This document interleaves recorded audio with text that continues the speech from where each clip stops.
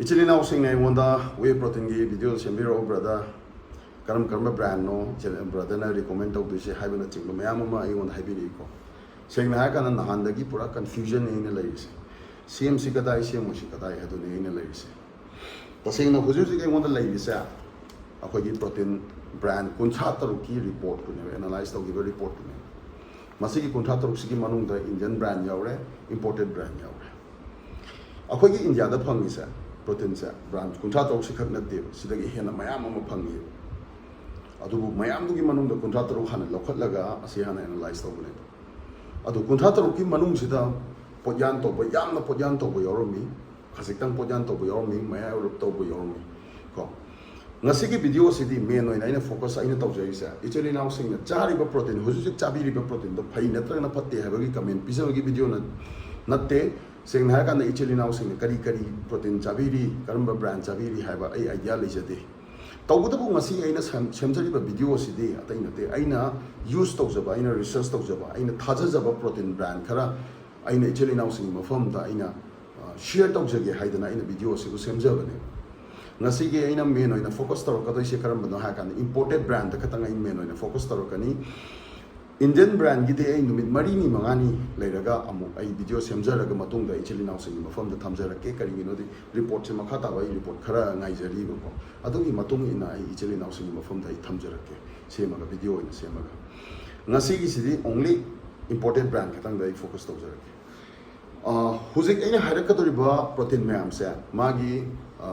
Echil enao sing na online da learning ga so Amazon da learning ga so ai link se hapsaram ge ba ai gi YouTube ki description se da ko serial wise da hapsaram ge da changa ga dum review to review pa bi you ko protein do kya serving am da kya phangbo no serving amount kano sina kya am no amount sina kya no haibana chingba se Echil enao sing review to bi ko haibitang pathok pi ko isana su khanga ga para ga chara ga di mina hang ko da su yana proudly aina khumba ai da na ina chari je si ni haibado anyway ahanba aina Echil enao sing no from da recommend to jagada protein sa diametize ki ISO 100 khara budi expensive hoy per serving the 25 gram of pure isolate ni Echil enao sing ne phang doi se ko 25 gram of pure isolate protein du ne phang doi se khara budi expensive hoy ba but sigi protein sa Echil enao sing na dum mid ushalaga na adum chabi be ya mid ushalaga dum chabi be ya sigi protein se mati ko ani subda su diametize ki elite way ma sina mu way concentrate ojaraga su high level gi first class ki way concentrate aseng ba way concentrate ne India da phangi ba Indian brand gi way isolate na kaidong nung da su huziki diametize ki way concentrate se huziki elite way se compare to matam da khara India gi way isolate tu bu ta khara no na chatkane ko seng har kan da India ki way isolate ne na power na lejari ba way isolate se huziki diametize ki way concentrate se elite way se si ani se kai gumba analyze to no matam da si ki way concentrate na he na diametize ki way concentrate na he na magul le be hen ne ahum suba brand optimum nutrition ki gold standard khara budget friendly oi sinamu way akoi ki blend hairaga di kaino hakana mix ni mase karam mix no harakanda way concentrate yaure monda way isolate yaure way hydrolyze yaure dum mayam na buti maming jo dum khangna ra bane way optimum nutrition ki gold standard as dum power ra bane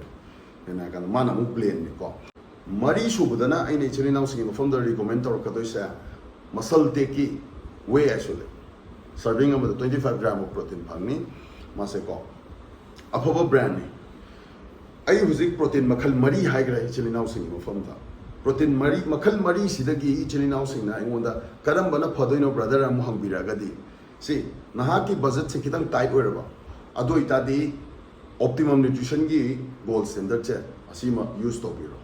ko khara tight oide hadi ahum sidagi protein mari sigi manung da khara hong du se optimum nutrition gi kano sima hong ani gold standard che khara maman hong ani aduga paisa se Echil enao sing gi budget se khara wang aba khara leiraba ado itadi diametize ki ISO 100 che masi oina choose to biro sidagi hena phabadi later roy trust me meet ushalaga dum choose to biro ado Echil enao sing na protein sing sibu online dagi Amazon dagi learning aga so maka ai YouTube ki description sida ai link hapsaram ni ko ꯆꯪꯉꯒ review ꯇꯧꯕꯤꯌꯨ commence ꯄꯥꯕꯤꯌꯨ ꯃꯌꯥꯝꯅ ꯔꯤꯚ꯭ꯌू ꯇꯧꯔꯝꯕꯗꯣ ꯄꯥꯕꯤꯔꯒ ꯈꯣꯠꯄꯤꯔꯒ ꯂꯩꯕꯤꯌꯨ thank you ꯁꯣ ꯃꯆ ꯑꯥꯏ ꯍꯣꯞ ꯑꯩꯒꯤ ꯚꯤꯗꯤꯑꯣꯁꯤꯅ ꯏꯆꯤꯜ ꯏꯅꯥꯎꯁꯤꯡꯗ ꯈꯖꯤꯛꯇꯪ ꯑꯣꯏꯁꯨ ꯀꯥꯟꯅꯩꯅ ꯈꯟꯖꯩ ꯊꯦꯡꯛ ꯌꯨ ꯁꯣ ꯃꯆ